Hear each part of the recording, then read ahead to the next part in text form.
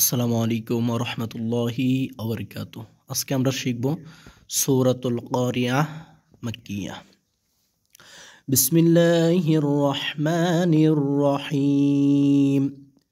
হামজা লাম জবর আল, কফ আলিফ জবর ক, জবরের বাম পাশে খালি আলিফ, এক আলিফ টেনে দেব। আল ক, রসের রি, আল করি, আইন জবর আ, তাপিশ তু, আল করিয়াতু। আপনি যদি এখানে থামেন, অক্ফ করেন, নিয়ম হলো অক্ফের সময় যদি গোলতা আসে সেই ক্ষেত্রে গোলতাটা হা হয়ে যায় এবং হরফের উপরে জবরজের পেশ থাকলে সেটা সাকিন হয়ে যায়। তাহলে আল করিয়াহ এরকম হবে। আর যদি আপনি না থামেন সেই ক্ষেত্রে আল করিয়াতু, মিম লাম জবর মাল, মানে দুইটা আয়াত একত্রে যদি পড়েন, মিম লাম জবর মাল, কফ আলিফ জবর ক, জবরের বাম পাশে খালি আলিফ, মদের হরফ এক আলিফ টেনে দিবেন। মাল করজিরি, মাল করি, আইন জবর আ, তাপিশ তু, মাল করিয়াতু। আর যদি অক্ফ করেন সেক্ষেত্রে কিন্তু গোলতাটা হা হয়ে যাবে এবং তার উপর যে পেশ আছে সেটা সাকিন হয়ে যাবে। মাল করিয়াহ, আল করিয়াতু, মাল করিয়াহ। ওয়াও জবর ওয়া, মিম আলিফ জবর মা, ওয়া মা, জবরের বাম পাশে খালি আলিফ, মদের হরফ, মদের হরফের উপরে চিহ্ন চিকন, বামে হামজা, মধ্যে মুনফাসিল, তিন আলিফ টেনে দিবেন। ওয়া মা,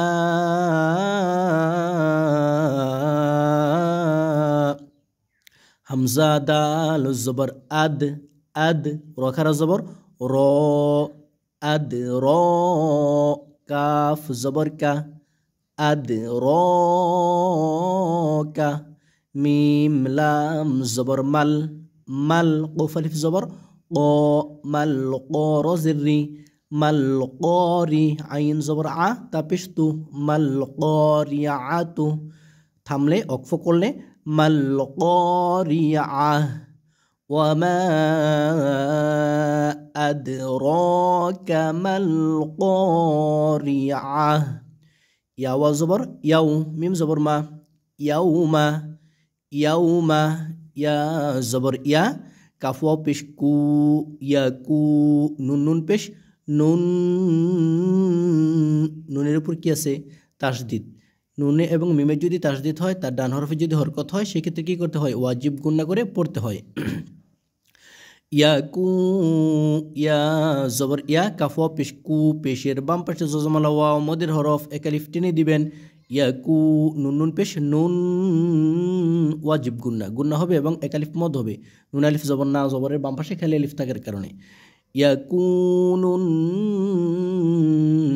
না, সিন পেশ সু, কাফ লাম জবর কাল, ফা জবর ফা, কাল ফা, র আলিফ জবর র, কাল ফা র, শিন লামজের শিল, এই শিনের জের ইলামের সাথে হবে, শিন লামজের শিল, কাল ফা র শিল, কাল ফা র শিল, মিম্বা জবর মাব, সাওয়া পেশ সু, মাব সু, সাজের সি, মাব সু সি।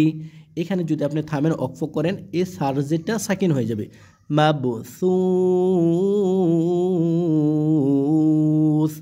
সাওয়া পেশ সু, পেশের বাম পাশে জজমালা ওয়াও, মদের হরফ, মদের হরফের বামের হরফে অক্ফ হইলে মধ্যে আরজি, মধ্যে আরজি, তিন আলিফ টেনে পড়তে হয়, সেই জন্য মাব সু। ওয়াও জবর ওয়া, তা জবর তা, ওয়া তা, কাফওয়া পেশ কু, পেশের বাম পাশে জজমালা ওয়াও, মদের হরফ, এক আলিফ টেনে দিবেন। ওয়া তা কু, নুন লাম পেশ নুল, ওয়া তা কু নুল, জিম জের জি, বা আলিফ জবর বা, জবরের বাম পাশে খালি আলিফ, মদের হরফ, জিবা, লাম পেশ লু, জিবা লু, এইভাবে। কাফ লাম জবর কাল, এই কাফের জবর ইলামের সাথে হবে, ঠিক আছে? লামের উপর জজম, জজমালা হরফ তার ডান হরফের সাথে একবার মিলিয়ে পড়তে হয়। তার লামের উপর কি আছে? জজম, কাফের উপর জবর, তাহলে কাফের জবর ইলামের সাথে হবে। কাফ লাম জবর কাল, আইন হাজের ইহ, কাল ইহ, নুন লামজের নীল, কাল ইহ নীল, মিম নুন জবর ম্যাং নুন সাকিনের পরে ফা ইকফা গুন্না হবে, কিন্তু এই যে নুনের উপর যেটা দেখতে পাচ্ছেন এটার নাম কি জজম, জজমালা নুনকে নুনের সাকিন বলা হয়।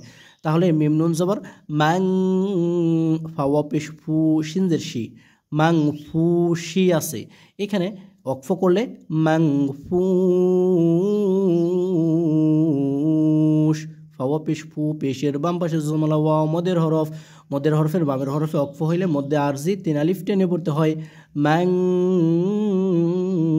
ফুশ, ফা জবর ফা, হামজা মিম জবর আম, ফা আম, ওয়াজিব গুণ হবে, মিম আলিফ জবর মা, এক আলিফ মদ হবে, ফা আম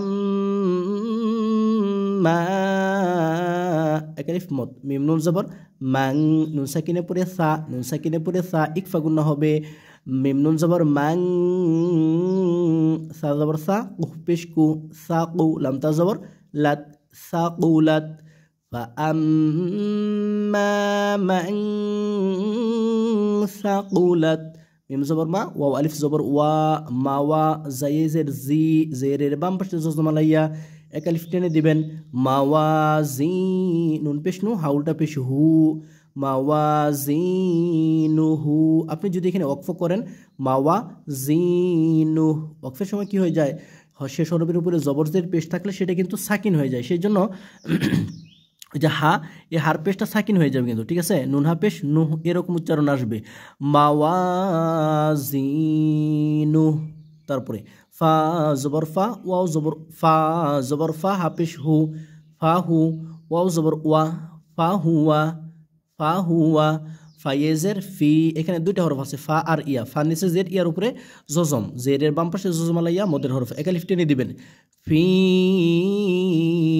আইনিয়েজের আই, আই শিন জবর শা, তারও দুই জের তির, ফি আইশাতির, র আলিফ জবর র, ফি আইশাতির র, দজের দি ইয়া জবর ইয়া, তা দুই জের তিন, র দিয়া তিন আছে, এখানে যদি আমরা অক্ফ করি এই গোলতাটা কি হয়ে যায়, হা হয়ে যায় কিন্তু অক্ফের সময়, হ্যাঁ, তাহলে এটা হা হয়ে যাবে, র দি ইয়া, ইয়াহা জবর ইয়া, এবং এই যে হার উপরে কি হবে, সাকিন হয়ে যাবে, ঠিক আছে, র দিয়া, এরকম ভাবে।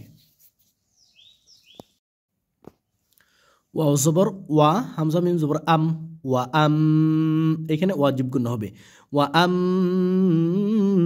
মা, এক আলিফ মদ হবে, মিম নুন জবর মান, নুন সাকিনের পরে খ ইজহার, ইকফা করে ইজহার করে পড়তে হবে, গুণা করা যাবে না। ওয়া আম মা মান, মিম নুন জবর মান, খফা জবর খফ, ফাতা জবর ফাত, খফাত, ওয়া আম মা মান খফাত, মিম জবর মা, ওয়াও আলিফ জবর ওয়া, মা ওয়া, জায়েজের জি, মাওয়াজি, নুন পেশ নু, হাউলটা পেশ হু, মাওয়াজিনুহু।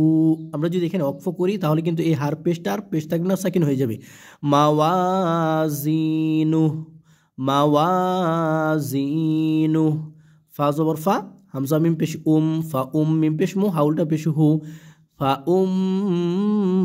মুহু, ওয়াজিব গুণ হবে কিন্তু, হ্যাঁ, হা আলিফ জবর হা, ওয়াও জের উই, হাউই, ইয়া জবর ইয়া, তা দুই পেশ তুন, হাউইয়াতুন, এখানে অক্ফ করলে কি হয়ে যাবে, গোলতাটা হা হয়ে যাবে এবং এটার উপর সাকিন হয়ে যাবে, হাউইয়া, হাউইয়া, হা ওয়াও জের উই, ইয়া জবর ইয়া, হাউইয়া, এরকম, হাউইয়া, ওয়াও জবর ওয়া, মিম আলিফ জবর মা, ওয়া মা, মদের হরফের উপরে চিকন চিহ্ন, বামে হামজা, মধ্যে মুনফাসিল, 3 আলিফ টেনে দিবেন, ওয়া মা,